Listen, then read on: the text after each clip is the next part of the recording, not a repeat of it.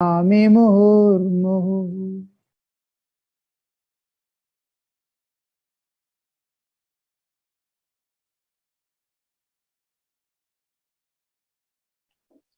We were contemplating on Ramakrishna and Vivekananda.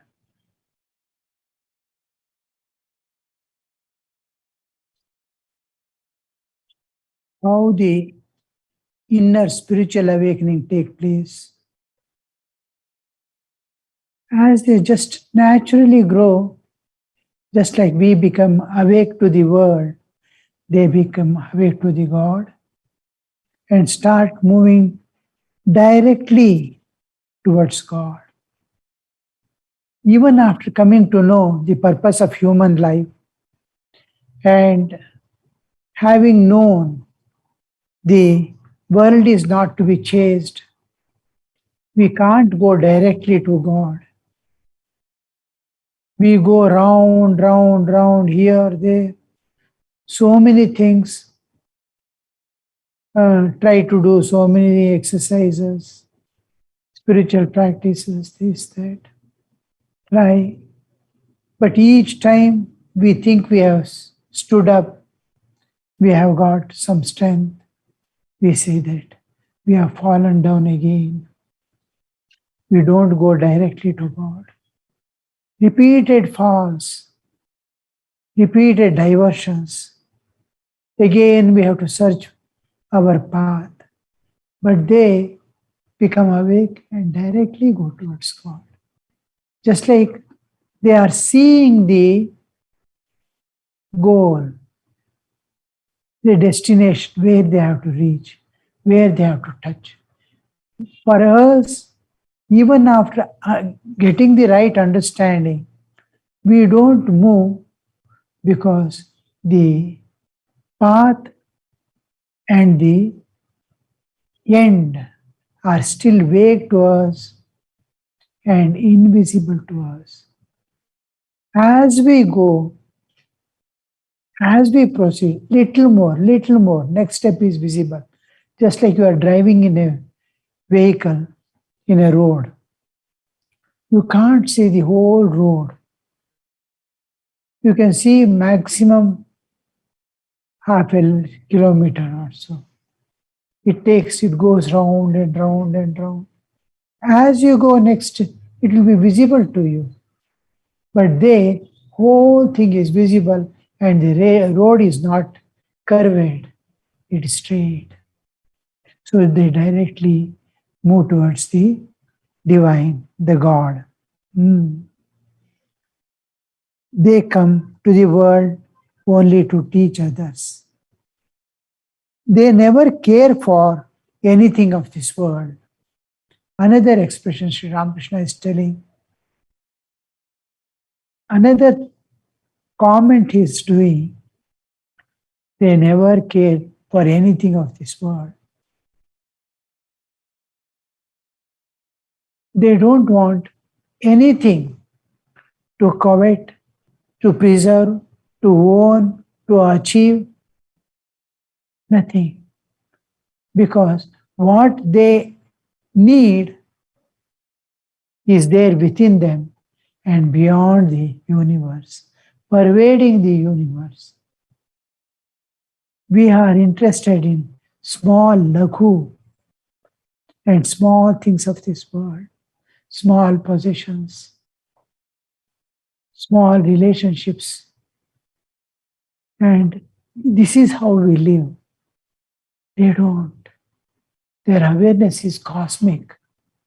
Their awareness is global. So they don't need anything. They don't care means they don't care to procure. They don't care to preserve, hold. Any person, anything, such people like Vivekananda, anybody asks anything which he possesses, immediately gives away. I saw one Bengali lady She was a doctor working in the slum. Anybody asking anything of her possession, immediately she gives, without question, without thinking. Will you give your purse? Just hands over. Give your car? Just hands over. Rare means the person who asks means she doesn't have attachment to anything, one thing. She doesn't need, it is there, it is there. If somebody is using it better than me, welcome. So they don't want to preserve anything. They don't want to hold anything. To get a small thing from a person, how much we have to long, how much we have to move about. But here you see, they don't care for anything. Any losses, any gains, any suffering, any diseases, all welcome. Because God is managing their life. Nature is guiding them. So they don't. Their whole attention is, what for have I come here? What I have to do? What I have to give? There is nothing to earn, achieve, except serving. They care only for one thing, suffering mankind, suffering beings in this world. So their life is, they have given their life itself to the world. They have given their life itself to God. What more they have? It is given. And you will see that extreme humility, surrender attitude towards God, all things are hidden and preserved inside, unseen by others. Nobody can find out what a personality is. So many intelligent people used to come to Sri Ramakrishna, well educated, but nobody could recognize Vivekananda what he is. Even after Thakur's introducing this way, hundreds of times there were people who could not understand what Thakur is telling, what Thakur is presenting. Many opposed his views. Many came and started complaining against him. Thakur said, if somebody complaining about him, Thakur said, if you speak anything more, anytime against him, you don't come here. With such strictness, Mother has told me what he is and what for he has come. So now you see, they don't care anything for anything in this world, means for their personal gains or to acquire something, possess something, for status, name, fame, for which all people are running. That they don't do. They are never attached to the woman and God. The Vedas speak of Homa bird. Thakur tells about the Homa bird. Now, the Homa bird is supposed to be flying always in the sky. It lives in the sky. It never rests. Just like horse. Horse never lies down. Throughout its life it stands. If any horse is lying down, it is its end. It cannot move about anymore. So one of the leg it will be relaxing always. It will stand on 3 legs and one leg will be relaxing. After some time another leg it will relax. But it will be standing day and night. So this is what this bird also, Homa bird, is supposed to be flying always in the sky, and it will be gliding very heights. People may not be able to see, because even the eagles and all, vultures, when they go very high, it is difficult to recognize. They become a small spot which our eyes miss. Now, these Homo birds are supposed to be living still higher and higher regions, just like we have left our artificial satellites. Like that, the birds will be living, and they lay the egg there. And perhaps they have some arrangement, like the bird itself may be having something, if we can imagine, something like a parachute. It glides down, it hangs many things. We lamp, on the Diwali day and all, we leave, you see. It goes on moving.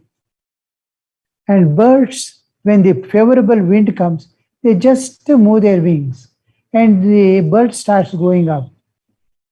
They don't beat the wings always, especially these types of birds. Anyway, we have to understand some mechanism with some divine arrangement, because in this nature, nothing is impossible for God. And the example given, we cannot scientifically prove, because any object falling on the earth at such a gravitational force, it needs minutes and seconds to reach the earth, however far it is, unless some other force is protecting it. Just like our bullet train, which magnetic forces are holding it. Like that. Anyway, the example, the purpose of example is different. Scientific explanation of this bird and all are different. But when scriptures give some examples, there must be a parallel thing which we cannot understand, but it exists in some way or some form. Bird. Who? Oh.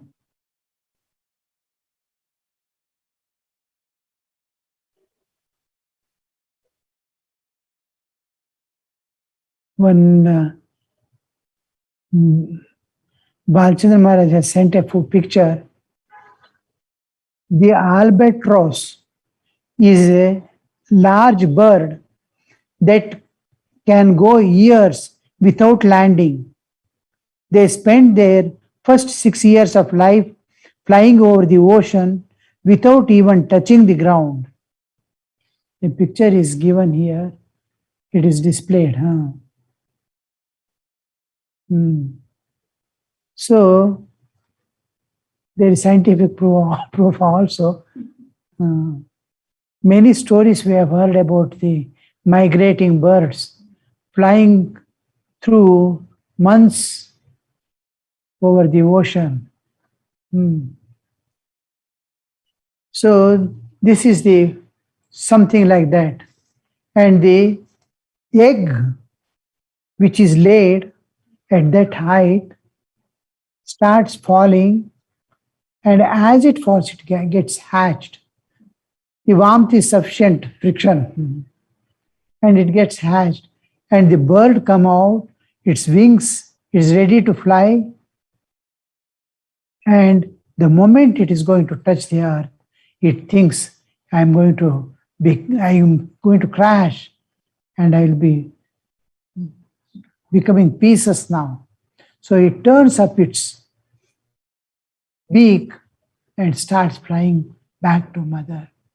Like that, these people, like Naren, they come to this world, and before it can touch the world or world can touch it, stain them, or catch them, capture them, they turn towards the divine and start flying towards the mother. Vedas speak of Homa bird. It lives high up in the sky and there it lays egg. As soon as the egg is laid, it begins to fall. But it is so high up that it continues to fall for many days. As it falls, it hatches and the chick falls. As the chick falls, its eyes open, it grows wings. As soon as its eyes open, it realizes that it is falling and will be dashed to pieces on touching the earth. Then at once shoots up towards the mother bird high in the sky. This is what the Thakur says. They have come to the world. Neither world touches them, nor they touch the world. It turns back to the source. It is in search of the path back to the source.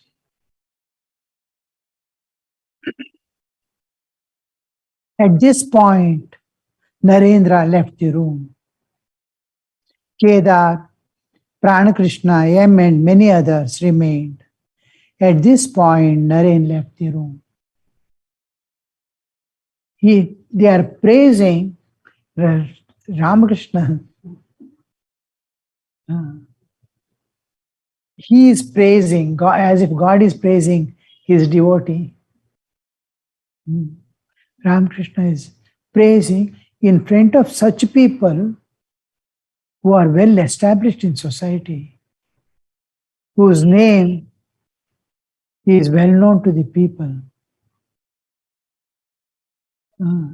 Before them, and they have spent so many years of life in the world. They are mature, they are wise, they know the world, and in front of it, Naren feels hesitant to be there. He doesn't know. He thinks, what more Thakur is going to speak about me, I don't know. I'll be here sitting. He gets up and goes. This going is a sign of giving respect to others. There are two ways of getting up and going away. One is with dejection, one is with contempt, one is out of respect. Here you see, oh, they are above me. And Thakur is praising me, such a small boy, before those people who know what I could be, what I am. So, offering respect to all, going down to Thakur, he goes. Master, continuing, you see, Naren is now at this moment, he has gone out, but he doesn't accept the words of Sri Ramakrishna. Because he has not seen what is within him. Thakur is giving what is happening just that moment, the transformation he is undergoing. When I am undergoing a transformation, I cannot know myself. The moment I finish my transformation, I understand. Suppose a child is growing from infancy to childhood. It is neither the infant nor the child. At that time, he cannot know him itself. There is identity crisis. Similarly, a boy growing and becoming youth, there is neither youth nor the boyhood. He is undergoing trans. He cannot say, I am a youth now. He cannot say, I am a boy now. He is losing his boyhood and he is gaining his. So there is a kind of identity crisis. He is not able to identify himself. So Naren is undergoing this transformation of moving towards the divine, what Sri Ramakrishna says. The going towards the bird back from where it came. Bird means here the source from where it has come. It wants to go back. So this is what we see. Now, when he goes out, he won't be silent. He will be judging on every word of Thakur. Why did he say this? What did he mean by that? So many thoughts will be crowding. And the wisdom to take decision on Thakur's words, he cannot reject, he cannot accept. He is not able to accept it because he thinks himself to be what he has understood himself. He cannot deny, but because Thakur never tells a lie. And what Divine Mother is backing him and making him tell, as Sri Ramakrishna puts it, that's what he utters. So he has keenly observed every bit of Sri Ramakrishna's movements, thoughts, etc. He trusts such a pure thing in the world, such a ecstatic state of love, love for all beings, love for God. A peculiar thing he has seen. And as if he is so innocent, but full of knowledge and wisdom, as if he is separate from all, but intensely loving, cares for every being, every person. Somewhere in the temple complex, if one person is hungry, his attention goes there. This Naren sees. So he cannot reject the words altogether. He goes and clarifies. He fights. He says, no, you are wrong. Everything happens. Like a child talking to father with the right and authority. Because the love that Sri Ramakrishna poured upon him. We usually say the scriptures tell like 1,000 mothers. 1,000 mothers. A mother to a child, how much she seeks its welfare day and night. Like that, 1,000 mothers in one person, if it is there, how she would be panting for the welfare of. Like that, the scriptures are telling. This is Shankaracharya says while writing the Bhashya, Bhagavad Gita Bhashya. Like 1,000 mothers, the scriptures say, alas, what a pity man doesn't understand. And Guru's love is supposed to be 1,000 times the scripture's love. 1,000 times 1,000. Like 1,000 mothers, 1,000 into 1,000 mothers will be Guru's love. And God's love, they say, is infinite, measureless. Now he is experiencing directly the God's love that makes him surrender. That makes him, that gives him the strength and courage to question him fearlessly. Where all hesitate to talk, he talks freely.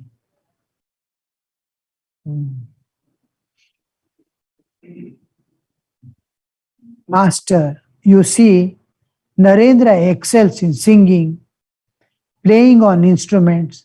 He has gone out. Afterwards, Thakur is telling, you see, Narendra excels in singing, playing on instruments, study, and everything. The other day, he had a discussion with Kedar and tore his arguments to shreds. All laughed. Here, Narendra excels in singing, playing on instruments, study, and everything. Excels.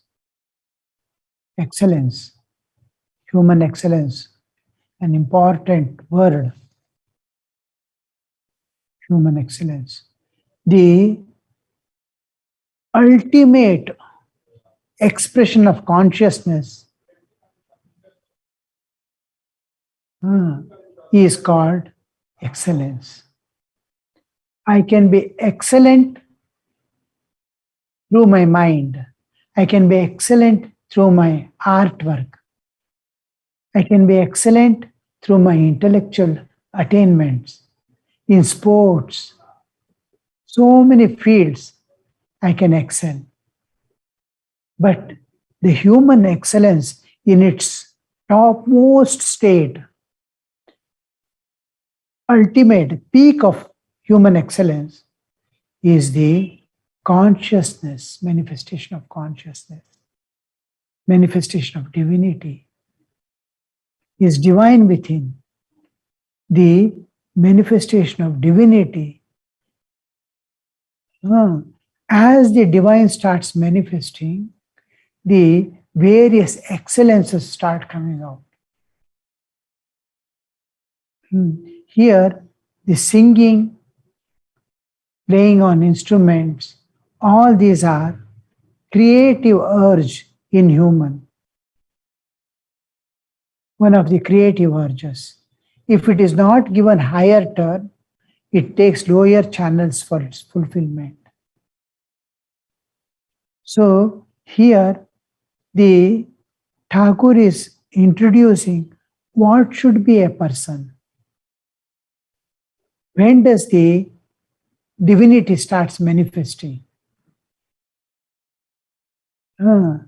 Because the demon within also can play, manifest. He can excel in stealing. He can excel in immoral activities. He can become a terrorist. So he's excelling in something. But excellence, human excellence, when we say, that is animal excellence, demonical excellence. This is divine. When we say human excellence, he is excelling in things. When we say his divinity is manifesting. We will see regarding it tomorrow. Om Shanti Shanti Shanti Harihi Om Tat Sat Shri Ramakrishna Arpana